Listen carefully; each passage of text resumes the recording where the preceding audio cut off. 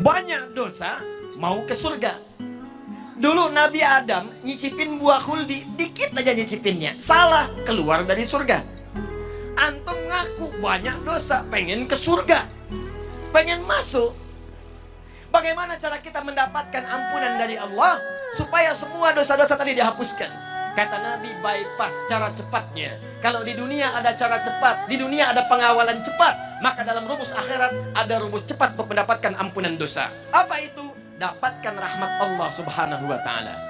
Dan ternyata di antara rahmat Allah itu diturunkan di majlis-majlis ilmu.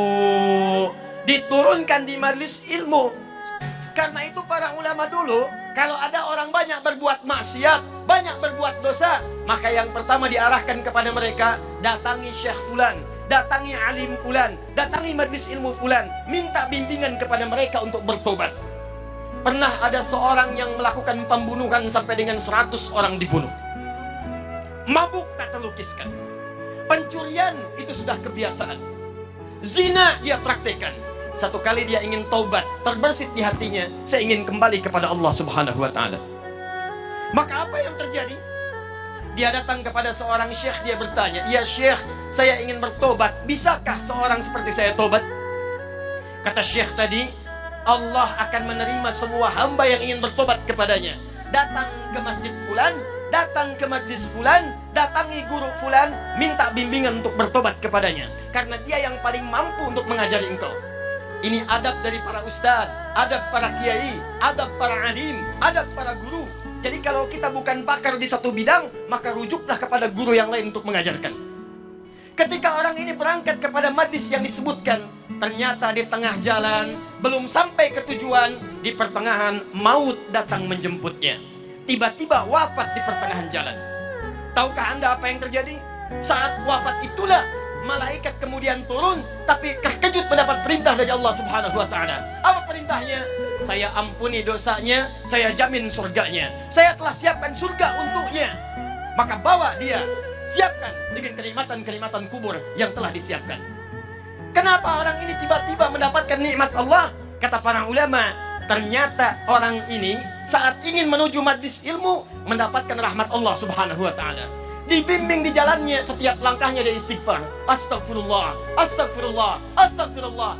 Baru berangkat menuju majlis ilmu, rahmat Allah turun kepadanya.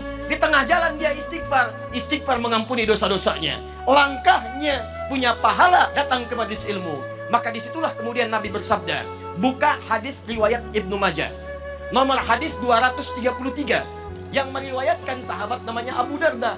Abu Darda itu Pak dulunya pengusaha, dulunya agamanya Kristen, pindah masuk Islam. Begitu masuk Islam, beliau membuka usahanya yang mendekatkan dirinya dengan Allah. Cara usahanya bikin dagangan di dekat masjid. Dekat masjid, apa tujuannya?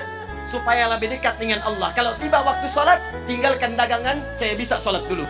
Kalau rizki nggak usah dipikirkan, Allah sudah atur. Setiap orang mau ke masjid, ada yang mampir beli makanannya, ada yang mampir beli dagangannya.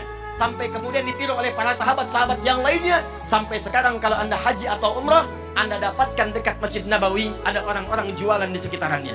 Itu yang pertama kali jualan, namanya Abu Darda. Meriwayatkan hadis dari Nabi, apa bunyinya?